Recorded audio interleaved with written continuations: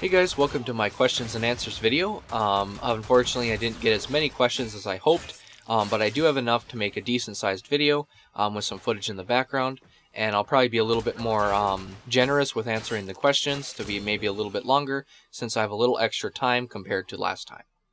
What would you change in Warframe right now if you had the chance? I'd probably have to say reverting continuous weapons to make them as good as they used to be.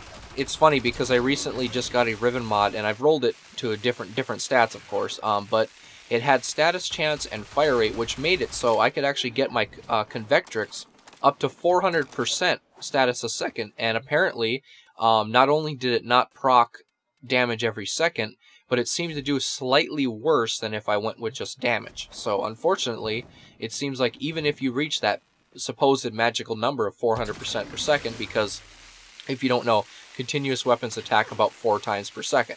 So it's assumed if you reach 400%, every tick would proc, but apparently that isn't the case. It's still, you get quite a few more procs, like most of them will proc, but you'll still get a lot of times where it doesn't proc anything.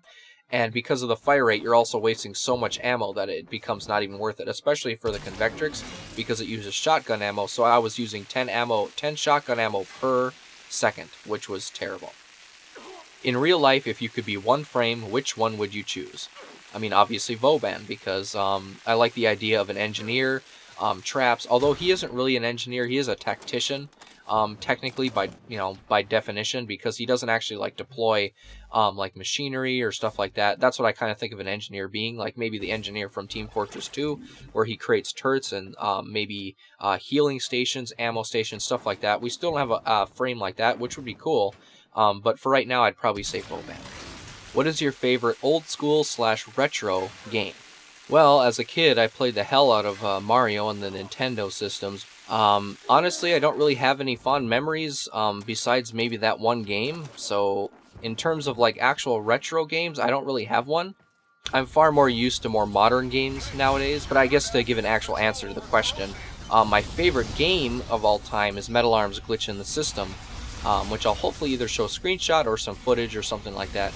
It's probably one of my favorite games because I played the hell out of that game. We had a demo disc back when companies used to actually do demo discs, and it was fucking a blast. I played the hell out of the game. The demo disc, the first level that you get to play, I have that memorized in my fucking muscle memory. I could probably pick that up and play that one level perfectly, like right now. Are you going to be doing a sidearm comparison video similar to that of the explosive weapons? Yes, I plan on doing bows next though. But I still have to get a few more forma on like the Cernos Prime and stuff, other bows that I might have maxed to rank 30 but didn't actually put form on it or something like that. I think I'll be skipping the regular Cernos, but we'll see. Can we get an update on the housing situation? Do you think you will have access to better internet in the new house?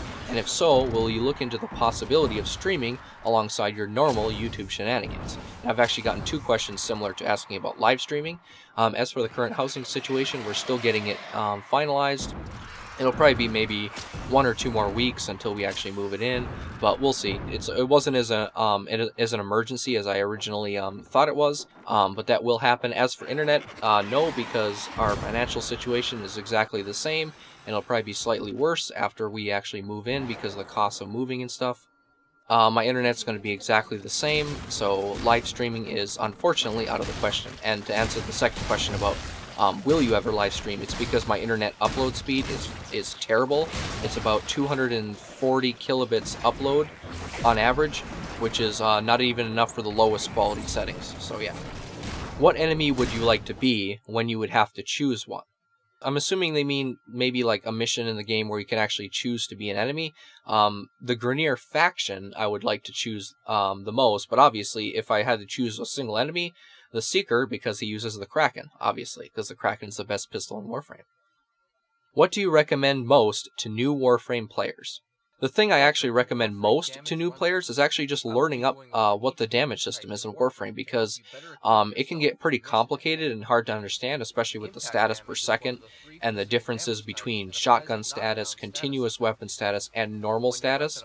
So learning how the damage system works and just getting a little refresher, maybe looking at my WDR series where I do just that. Something like that could really help you in the beginning of the game, just so you understand the damage system. Even if something like that doesn't spoil the content, as long as you know how to build your weapons for each faction, then you're going to be able to flow through it a lot quicker. What weapons and builds go with Meg, and how good is she really? Meg is actually pretty good now. I used to hate her. Zephyr and Meg used to be my most hated frames. Zephyr still kind of is. But Meg actually got a buff where her Polarize can actually remove armor, and on below like level 40, she can completely strip the armor of any light Grineer in just one Polarize, which is great, because it means you can run with a viral built weapon.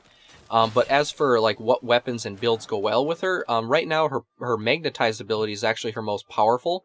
Obviously you can use Polarize too with it. With your Magnetize, it'll actually slowly pull in enemies, so if you have a weapon with Blast and Corrosive, specifically something like the Torrid, basically anything that can proc Blast on enemies, or Heat, or Electricity, anything that can stun them, because if they're stunned, that weak pull actually allows them to be pulled inside. So if you have a Blast and Corrosive built Torrid, and you put the grenades in the outside ring of the Magnetize, as enemies try to come out, they'll be knocked down and then slide right back in.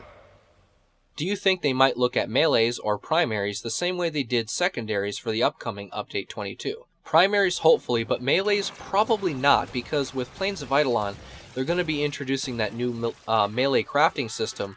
So it's essentially going to gray the line between here's the worst weapon and here's the best weapon, because basically right now there's a bunch of gaps where you could say, okay, this is clearly better than this weapon. But with Plains of Eidolon, it will literally put a blank slate over the entire, like if you picture like a gradient, it's basically going to be like that, because there's going to be thousands and thousands of different combinations of weapons you can choose.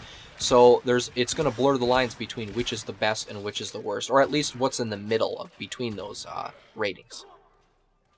Oh, I guess that was it. Well, that was a fairly short questions and answers video. I might do more of these in the future, maybe opening up to YouTube instead, because obviously on my Discord, people don't really want to ask questions, I guess. So yeah, thanks for watching. It means you can actually run with a viral rep.